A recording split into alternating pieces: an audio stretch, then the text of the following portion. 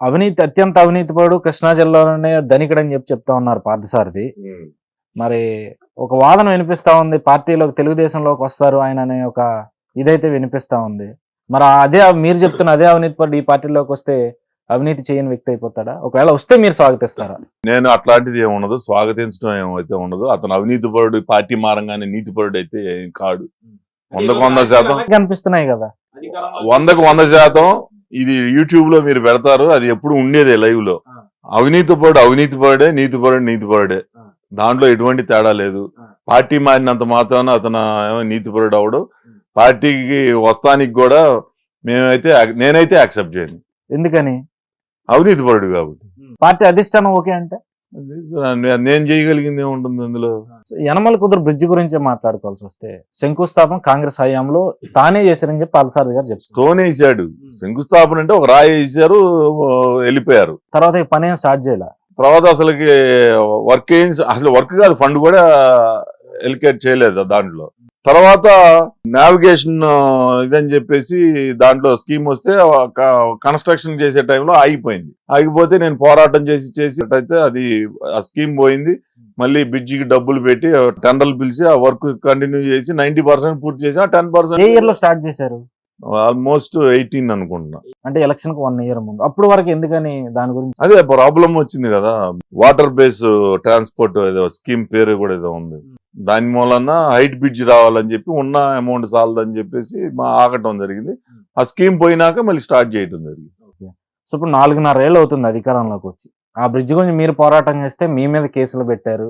YCP వాళ్ళేమో Bode Prasad and ఆయన team over action చేస్తున్నారని చెప్పి మీడియాల ముందుకు వచ్చి మాట్లాడారు. ఏమంటారు అసలు? కమ్యూనిస్ట్ పార్టీ వాళ్ళు దాదాపు 20-25 ఏళ్ళు అధికారం లేకపోయినా ప్రజల్లో ఉన్న సమస్యల్ని బయటికి తీసుకురావడంలో నలుగురున్నా 10 మంది ఉన్నా వాళ్ళు తీసుకొస్తారు. ఏ రోజైనా పోటీగా తీసుకొచ్చి మీరు చేస్తుంది ఏంటిది అని చెప్పేసి ఎవడన్నా ప్రశ్నించిన వాడు ఉన్నాడా? అసలు ఇది ఎక్కడ దుర్మార్గం అండి? ప్రశ్నించేవాడు ప్రతిభాయుడి పైన దాడి చేస్తారు.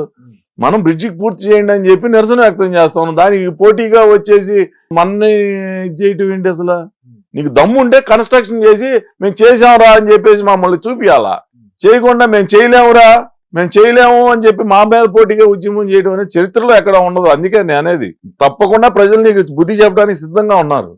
సో మీ హయాంలో సిద్ధార్థ కాలేజ్, ఇంజనీరింగ్ కాలేజ్ దగ్గర ఒక ఫ్లైఓవర్, ఈ యనమల కుదురు ఫ్లైఓవర్, ఇంకో మరో 2-3 ఫ్లైఓవర్లు మీరు స్టార్ట్ చేశారు. స్టార్ట్ చేయడం 90% అయిపోయింది వర్క్. ఇప్పటికీ అలాగే ఉన్నాయి మొత్తం అన్ని కూడా.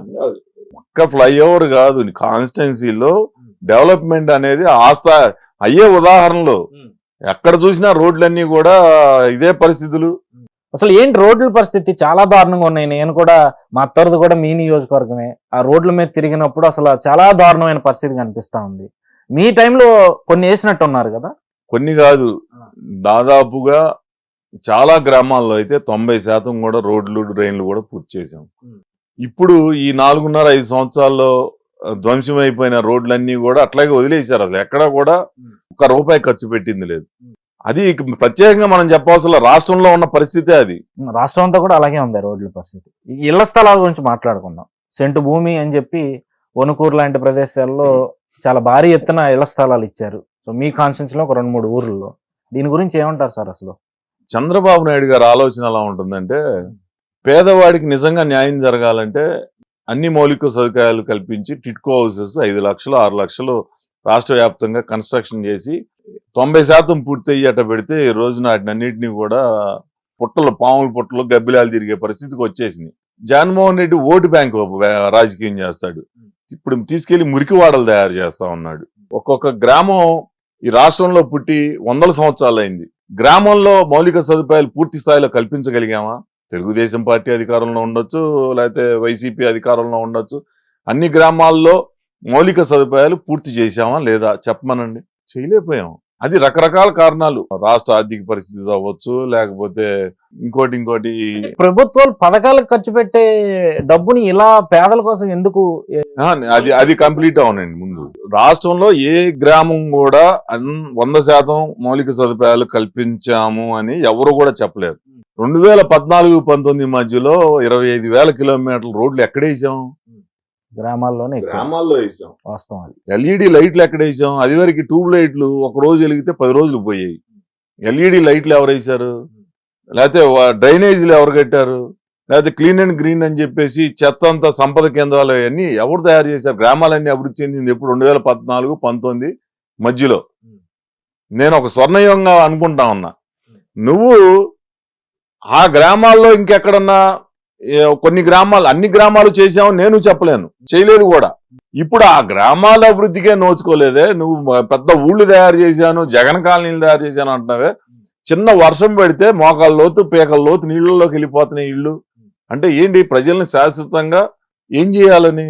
అంటే నీ అవినీతి సొమ్ము కోసం మురికివాడలు తయారు చేసి ఓటు బ్యాంక్ రాజకీయాలు, ప్రజల్లో ఉన్న బలహీనతని ఓటు బ్యాంక్ గా మార్చుకోవాలనే రాజకీయం తప్పితే ఎక్కడా కూడా లేదు. నిజంగా పేదవాడికి న్యాయం చేయాలని అంటే నువ్వు చక్కగా అన్ని మౌలిక సదుపాయాలు కల్పించిన భవంతుల్లో, లేకపోతే ఇళ్ళో, మంచి స్థలాల్లో కొనుగోలు చేసి ఇవ్వాలి.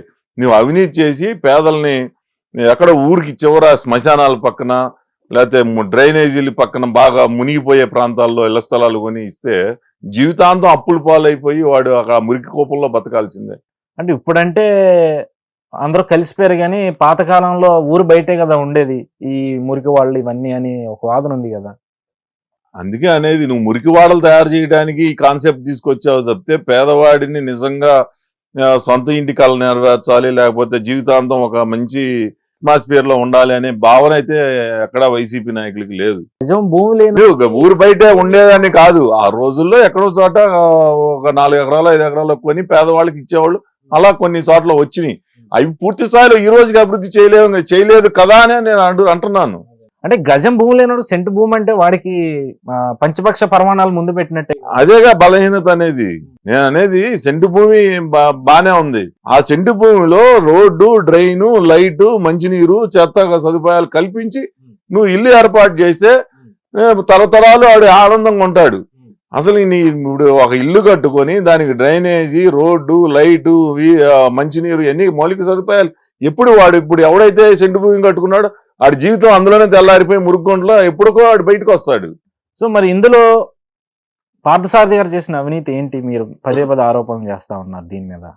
చిన్నపిల్లోడిని అడిగినా చెప్తాడు, మళ్ళీ కొత్తగా నేను చెప్పవసల్లా. ప్రతి ఒక్కడికి తెలుసు నియోజకవర్గంలో ఎన్ని 100 కోట్లు. ఒక్క మన నియోజకవర్గం కాదు, రాష్ట్ర వ్యాప్తంగా అన్ని చోట్ల జరిగింది.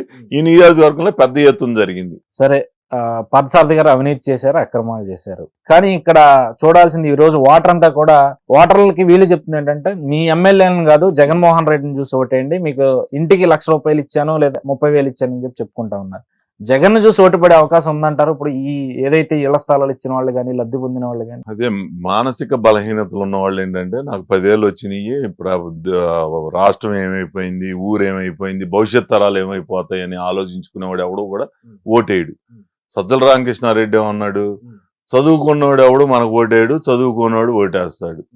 అంటే ఏంటి, చదువుకున్నవాడు ఆలోచనలు ఏముంటది, నా కుటుంబానికి ఎంత వచ్చిందా అనేది ఆలోచన తప్పితే రాష్ట్రం ఏమైపోతుందా, లేకపోతే మన పిల్లల భవిష్యత్తు ఏమైపోతుందా ఆలోచన ఉన్నవాడు ఎవడు కూడా జగన్మోహన్ రెడ్డికి ఓటేయరని నేను అనుకుంటాను.